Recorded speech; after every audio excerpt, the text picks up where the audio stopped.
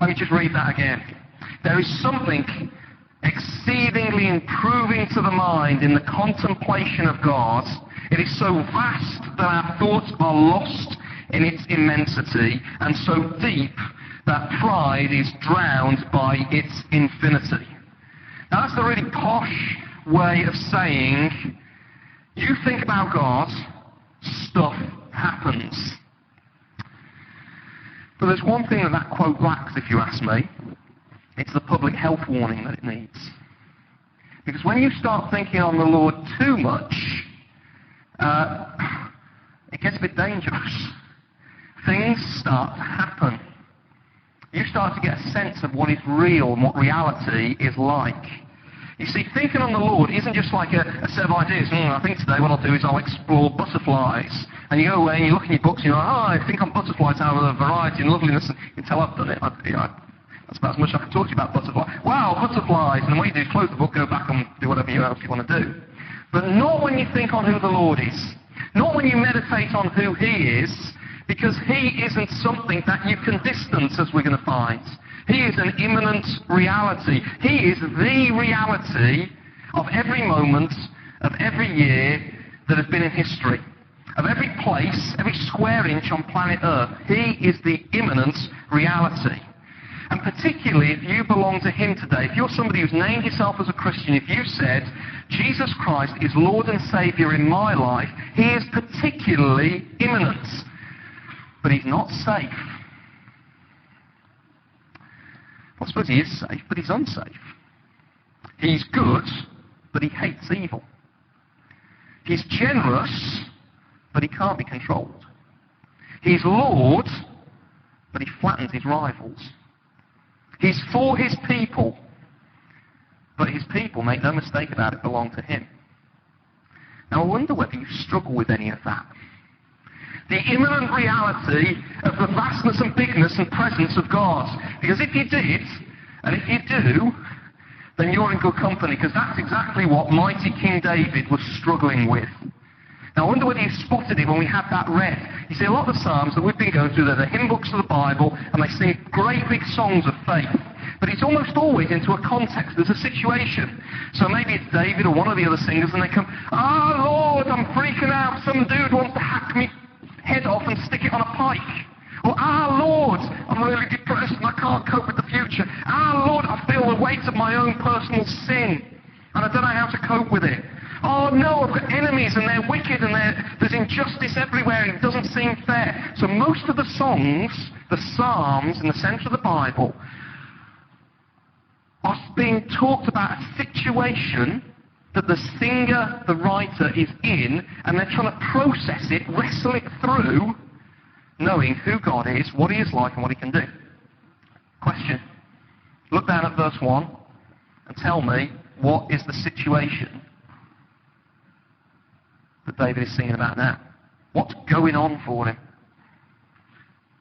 What is it? See, this one's the same, but it's different, isn't it? It's almost on a different level. What's David's situation? Let me put you out in your misery. You're looking down and going, duh. His situation is, God, I live in a universe where God is. And that's freaking me out just a little bit. I'm just a little bit scared. And perhaps you've had those times in your life when you've thought a little bit on who God is. You've had lofty ideas of Him, His goodness, His grace, that His name is the Lord, that Jesus Christ saves. And you've sensed His bigness, His presence, and you've found it a little unsettling. You're like, whoa, I don't like this. Here, He is wrestling with the reality of God's presence. Have you ever done that? Of the impact of the reality that God isn't conveniently just tucked away on a Sunday morning like we try to make Him. Or for the 15 minutes in the morning when we open our Bible and say our prayers. The immanence, the nearness, the reality that we live in a God-orientated universe. We can only make sense of who we are as people when we fit it into that. But we always spend so much time trying to make sense as if we're the centre of the universe. So we're just going to go on the journey with David through this psalm, okay? I could do about 10 sermons on this thing. different verses. We could camp there for ages. It's freaking out already. What we want to do is get a feel for the whole thing so that when you choose to, later in the week, you can go back and just look at one little verse and say, for today, that one's going to be my little verse that I'll think on and work through. So we're going to do the overview, okay? So the first thing we need to see is this, what is his situation? What is he up against? Who is this God? Psalm 139, verse 1. O Lord, you have searched me and you know me. You know when I sit down and when I rise, you perceive my thoughts from afar. You discern, that's the same word, search. You search my going out and my lying down. You are familiar with all my ways. Before a word is on my tongue, you know it completely, O Lord. You hem me in, literally besiege me, before and behind, and you laid your hand upon me. Such knowledge is too awful. Is that what it says? Is that what it says? It does. We're going to come to that in a minute. Such knowledge is too wonderful for me, too lofty for me to attain. This idea of search in verse 1, it means it's the idea of sifting through and looking at what's inside it. It's like when you do a Google search, what you do is you type something in and you trawl through a whole list of things, and that's the thing that I'm looking at right at the centre. It's the idea of digging down deep into something and mapping out what things are really like. So what is he saying here? He's saying verses 1 through to 6, the Lord knows me. Not just on the outside, because it says here, you know when I sit down and when I rise. So your outward actions, but it's more, well, it's closer than that. You perceive my thoughts from afar. Internally, everything, my thoughts, my deepness. Nothing is hidden from you. You know me outside and inside. Now, we all have a press secretary that works for us, don't we, in our head? And that little press secretary likes to send out the appropriate messages to people around us as to what we're really like. And we edit that, don't we? I don't use that horrible Facebook thing. But one thing that I've picked up from people who do is they're very careful about the things they broadcast about themselves. They edit them really carefully to try to create an online persona and communicate what they want to communicate to the people they're in touch with. Are you guilty of that? Thank you for your honesty. Okay, you don't put everything about you up there, do you? Because you'd probably be shot. You see, the news here is that the Lord knows absolutely everything. There's no right to privacy before him. He knows you inside and out. Before a word is on my tongue, you know it completely, O Lord. And knowing that, I'm like, oh Lord, how many times I wish you'd just shut my mouth. If you knew I was going to say that, Lord, why didn't you just shut my mouth? Some of you are thinking that right now. Why don't you just... He knows. Verse 5, you hem me in behind and before. That's the idea of almost being besieged. And everything is there. And you have laid your hand upon me. It's personal. One thing I haven't told you yet is there's 24 verses in this psalm. 48 times in those 24 verses, that's two per verse, there's some kind of reference to me or my or I. There's this intense personal feel that this guy's been probed and known in an unsettling way, besieged even by God. So what we find is David's situation. He lives in a world where there is a covenant God who maps us out. We don't map him out. He maps us out. So what's good and bad about this? Well, what's good about it is that he knows you. The essence of relationship is just wanting to be known one person to another, isn't it? There's those times in our life where we just feel isolated and lonely because we just don't feel known. Now the reality is the Lord does know you. There's times when life hits you hard and you just wish somebody understood. What does this tell us? There is one who knows you even better than you know yourself. And it means if he knows, it means that he can discharge justice. Because no thought or word or deed or action is outside the realm of his knowledge.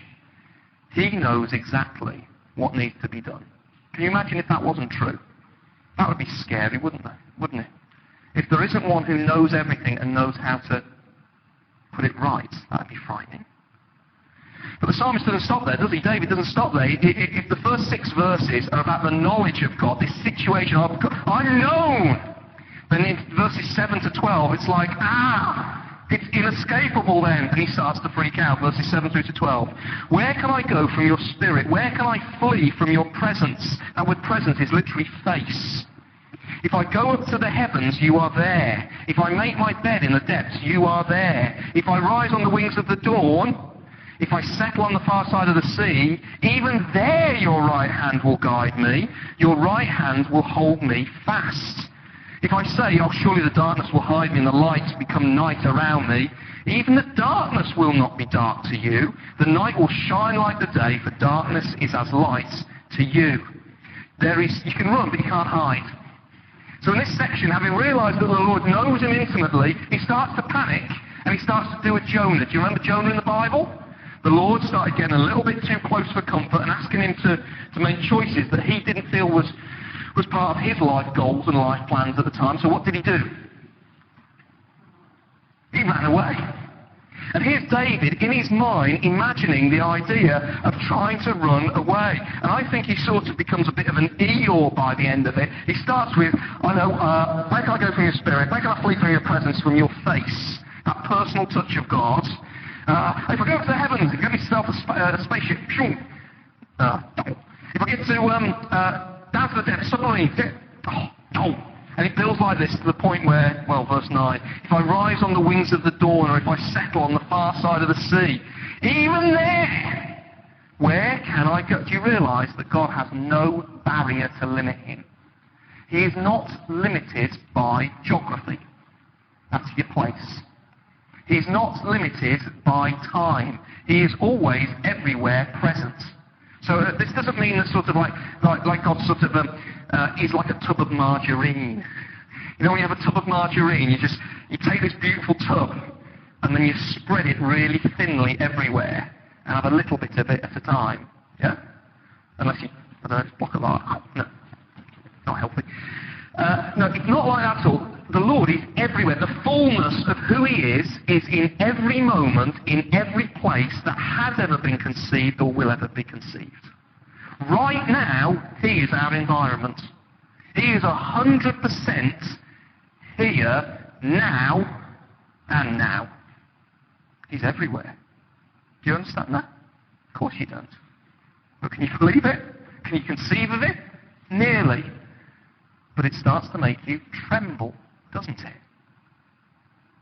He is personally present, all of him, everywhere. He's not spread out. We exist in his presence. He is our environment. Which is brilliant at times when you feel distant from God. Perhaps it's through sin, you've failed again. Perhaps you're absolutely stressed out. Perhaps you've got a certain degree of misery going on, and he feels far away. Is he? No. It also is great because it means that we are made for a 24/7 relationship with God. Not just on a Sunday. Not sort of a formalism that we turn up to, nod to, then walk away unchanged. He wants his story to consume all of our story every day. Every part of us. As well, this is great because it asks questions as to who it is we're trying to impress. Because if he is absolutely everywhere, it exposes the foolishness of so often the people that we are trying to impress. Perhaps we'll dress or we'll speak or we'll spend in a certain way to impress a girl, a boy, a friend, a boss. And we'll live with that petty horizon. But here we get a bigger horizon. We're playing out our life before him every day. I wonder how often we stop and think on that. He is everywhere present. But of course this is a little bit scary as well, verses 11 and 12, because if you can't escape him, even if I say, surely the darkness will hide me, you can imagine him sort of saying, I'm going to go somewhere where God can't find me. I'm going to go when darkness is often a picture of sin and turning away. I'm going to go and find a place that is so dark that he won't be able to pull me out of it. Even the darkness will not be dark to you. The night will shine like the day. The darkness is as light to you. Here is the God who pierces the darkness. There is nowhere you can fall or go that he cannot go, and isn't there ahead of you to be merciful to you. I love Looney Tune cartoons. You know the typical one. I'm trying to think of a specific example. You get the Bugs Bunny is running away from, Elmer Fudd. And so Elmer Fudd's got the gun, shooting at Bugs Bunny. So Bugs Bunny, he runs into the house, or tries to, opens the door, and guess who's standing behind the door? Elmer Fudd. He runs further into the house, runs up the steps, see the door at the top, opens it, who's behind it? Elmer Fudd. And by the end of it, they've got the tension of the music going, but you go, this dude is everywhere. And that's what we're supposed to get from this. The Lord is your present reality. And this is freaking David out. What about in verses 13 to 18? Verses 13 to 18, if we've seen that he searches us and maps us and he's inescapable, we see the reason why those two things are true. It starts with a for, i.e. because. And it's two very simple words. Summed up, God is the sovereign Lord creator. He does whatever he pleases, and what he was pleased to do, for some bizarre reason as I look at you, is he was pleased to knit you together in your mother's womb and to set the destiny and direction of your life. Can you see that there? For you created my inmost being, literally my kidneys, my inmost being. You knit me together in my mother's womb. It's the idea of careful fashioning. I praise you because I'm fearfully and awfully made. I'll come back to that. Your works are awful. I know that full well. My frame was not hidden from you when I was made in a secret place, when I was woven together in the depths of the earth. Listen, all of that requires a whole sermon on right-to-life issues of euthanasia and abortion. Okay? I can't do that today. If you really want me to do a sermon on that, you need to come and let me know, and if enough people let me know, then we'll put a Sunday in and we'll talk about that.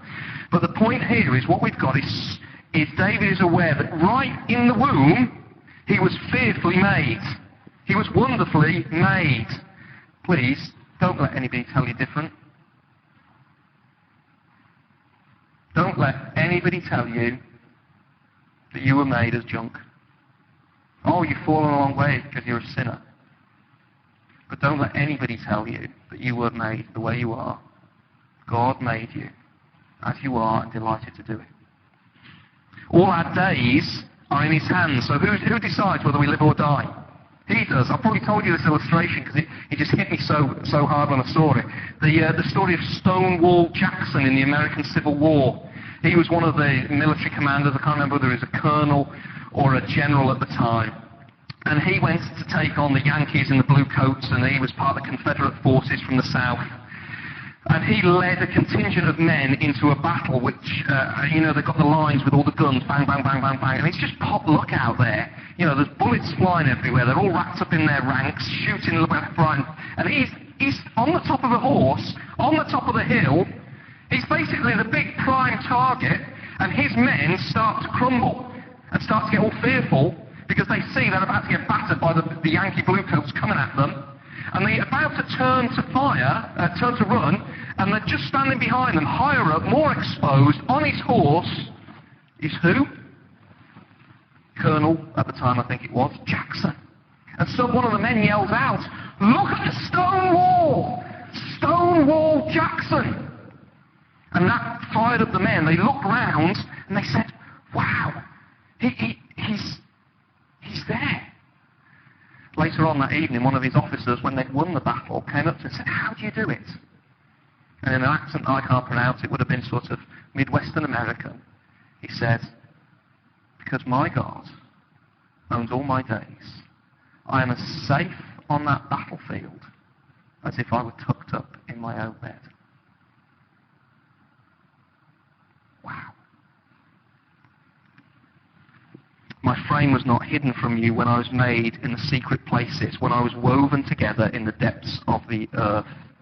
Your eyes saw my unformed body. All the days ordained for me were written in your book, and before one of them came to be. No wonder he says, "How precious to me are your thoughts, O God." Now this is wonderful, isn't it? Because it means that any grace that you have in your life, any blessing, came before you could even breathe. Was written and planned for you before you even breathed, which tells us that our God is a God of grace. He's not a God at the grace of payment, i.e., I will give you some good stuff if you prove profitable for me. Before we were ever profitable, not that any of us are, he was extending mercy and grace towards us. And he watches over us. You are not the person you were last year. I found this out this week. Did you know that 90% of your atoms are lost and replenished every year? You're not the same as you were last year. Isn't that amazing? Who superintends that? All of the gajillion atoms. If it was a doctor, that would be a very expensive bill, wouldn't it? But it's not a doctor. It's the sovereign Lord who does it.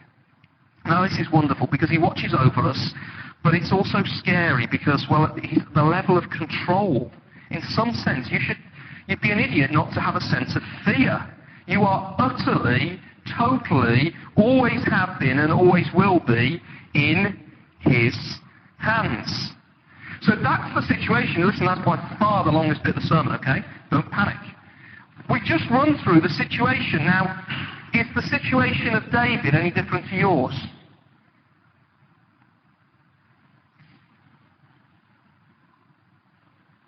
No. Particularly if you're a believer. And here he's been hit by the reality that God is. He's wrestling with this reality. Let's just scan back and see how he copes. So verses 5 and 6, he stated that God knows him, but then verse 5 and 6, you hem me in, literally you besiege me behind and before, and you have laid your hand upon me. Such knowledge is too, what's that word? Awful. Wonder, we've messed up our English words. What does it mean to see something and to wonder at it? To be in awe. Wonder, when you wonder at something, you're like, oh, like that. Not just like, oh, isn't that sweet? No. Whereas we would say, like, our kids dressed up in their, I don't know, they're getting ready for Christmas in their Christian nativity. Isn't that wonderful? No, wonder is sort of a soul shaker. But the actual word there is awe. He's saying, such knowledge is leaving me in awe. I am full of awe. It is awful. We've turned awful into a nasty, horrible, negative word. Biblically, it's a word that should leave you with a sense of wonder and utter lack of safety. Do you see that? It's too lofty for me to attain. I can't measure up to this, Lord. So do you see why he's freaking out? Next one, verses 7 through to 12. We've read it, but let's just see how he processes it. He goes on this journey in those verses, doesn't he? Where can I go from your spirit? Where can I flee from your presence? If I go there, it ain't going to work for me. Even darkness, I sort of wish it would hide me just that little bit. You see, what's he doing? He's doing the fun thing that Jonah did, and he's doing the fun thing that little Poppy does. So here's my little baby Poppy, who's nearly 2, and she wants relationship with Daddy, but she wants it on her terms, doesn't she? So she wants Daddy to be there. As was pictured yesterday, went to the cinema, great time again. What was I thinking? 2-year-old sitting in the cinema? Idiots. At the point, predictably, through it, she's decided, I don't want to sit down. What she wants is the sweets that I've got. And so, sit down and I'll let you have your sweets. See, I'm moulding her behaviour by carrot and stick. That's not going to last for very long. At which point, she wanted what I'd got and wanted my nearness, but then she wanted her way more, so she jumps off a seat and then 5 steps down, she turns back. What was she doing? She was checking I was still there and seeing whether I was still bothered about her. Obviously, at this point, I turned away, so she came running back. And there's a sense in which we're a little bit like this. Some of you teenagers, you're getting to this stage, aren't you, where you're at a point where family is great, but family does your head in. Doesn't it? See, when you're a little kid, you just assumed it, but you get to that certain age where, and it's just like, I want the safety of my family, I want the love, I want the encouragement, I want to be hemmed in by it, but I want it on my terms. And when I don't get it, I'm going to go up to my room, slam the door and go, and I'm going to make it pay. Which is my petty attempt to try to make them do what I want. And that's where David is. He's like, oh, I could go and hide in the dark. That'll show him. The night will shine like the day, the darkness is light to you, Lord. Do you get what he's doing? Escape is on his mind. He's doing a Jonah, and he's running it through, and it ain't going to work. Then he thinks, verse 13 through to 15, 16, he says, but you made me so lovingly. You care for me. You are my reality. And he's broken in verse 17. How precious to me are your thoughts, O God. How vast is the sum of them. Were I to count them, they would outnumber the grains of the sand. When I awake, I am still with you. Do you see what he's doing?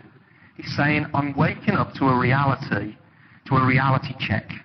What he's done is he's studied and he's meditated. That's what this song is actually doing. It's a meditation in action. It's rehearsing the truth. It's stating reality to drag his heart to the position where he knew when he started singing it is exactly where it really should have been, but he was just struggling with it. That's where he's going with it.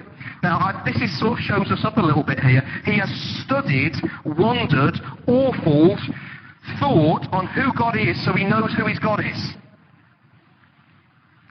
And the sad fact of the matter is many of us have a more sophisticated knowledge of characters in EastEnders than we do of the true and living God, don't we? So regularly we'll talk and I'll say, make sure you're meditating on the Scriptures. I'm not saying that because it pleases the Lord and does him a favour when we give time over to it. We do it because on meditating on the Lord, we get liberation of our soul, we get to delight in who he is, we get spiritual reality, and we stop kidding ourselves and we stop playing in the dark. You need to know your God better than you know the characters in EastEnders, or who's at what stage in the X Factor, or how many goals Luis Suarez has scored. 8. This season. Do you get the idea? Now this is a song of invitation. So I wonder whether you've been moved and threatened and gripped by the idea of his presence. You see, he's woken up to the reality that if God has got him by the hand, even if he goes into darkness, the Lord will be his light. Even if he goes into death, which I think is that idea of I awake, verse 18, and when I awake I am still with you, because he's really talking about, I think he's talking about a more life and death thing. I think he realizes that if the Lord has got him by the hand, even if the Lord leads him into death, there will be a resurrection. I'm safe with you as God. So as I wrap this up, where does he land? Well, he lands in these shocking verses of 19 through to 24, which actually is the key to the whole of the rest of it. Don't cut 19 to 24 off, otherwise you won't quite understand. This is, in 19 to 24, there is his statement of his faith commitments, and it's shocking, verse 19. If only you would slay the wicked, O God. Away from me, you bloodthirsty men. They speak of you with evil intent. Your adversaries misuse your name. Do I not hate those who hate you, O Lord, and abhor those who rise up against you? I have nothing but hatred for them. I count them my enemies. And you're like, stay quiet now. We'll sort of read that bit and we're a little bit embarrassed. Is that right? I need to say two things about it. First of all, what you've got is somebody who's been struck with the realities of who God is, thinks it through, and it makes him mad that people don't give God the due in their life. It's a mark of allegiance, isn't it? Do you ever get mad that people make the Lord a small thing? Joe was talking about it earlier. Taking the Lord's name in vain is to say, you mean nothing to me. To use his name flippantly is to say that you just don't matter. And this makes David angry. But the other thing we need to say about it is who David is. Because David is the Lord's anointed king. In the days when he was alive, he was the one appointed by God to ensure that the purposes of God moved forward in their nation, in the nation of Israel. But he was not the final anointed of the Lord. He points us forward to one who would be. He points us forward to the king of Psalm 2, for those of us who remember. The one who would flatten the nations, but was also the one in whom you could take refuge. You see, that king that we now know to be Jesus was the one who could make David be able to say those words? You see where you're going with this? Let's think it through. You see, as David realized that God knew him, he knew he was a sinner, and he knew could not stand under that knowledge. When he realized that the Lord was present with him everywhere, he knew that there was no place he could hide. He was inescapable, the Lord. And it would be bad because David was a sinner. When he got to verses 13 to 18 and remembered that he was wonderfully created by a sovereign God, he realized that he had not fulfilled his mandate to be human. He had not lived under God as he should have done. He had done his very best to walk out on him, in fact. And so David puts his hope in the day that one would come who would pay for his sins, who would always hate evil, but at the same time would open up grace and be a refuge to those who, when they thought on the thoughts of the Lord, would come running in humility. Do you see that? So David is speaking both before Jesus as one who's freaking out because he can see the shock of needing a saviour and the shock of turning against the true and living God. But he's also singing as one who knows he needs mercy, and he's just not seen enough to know how to move forward. I'm remembered of a little fella called John. He was 12 years old when he came to faith in youth group back at the church he used to be at. Bless him. And he knew that Jesus was important, and he knew that you shouldn't mess. So there was a mate of his at school who used Jesus' name in a bad way. So what did John do? Smacked him one in the face and said, "You need to trust in Jesus." There is nowhere in the New Testament, now Jesus has come, that justifies that. In fact, nowhere in the New Testament will you tell us, will we be told to hate our enemies. We pray for our enemies and love those who persecute us now because we know Jesus is the one who has defended his own honour and done justly, but is also the one who offers mercy so that as we draw near, we are not destroyed. So we finish in verse 23 and 24. Do you see his total surrender here? Search me, O God, and know my heart.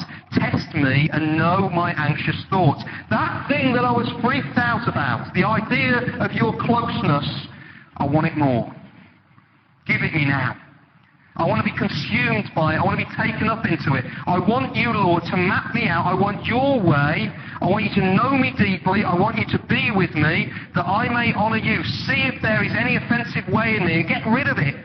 Forgive it. Move me on and lead me in the way everlasting.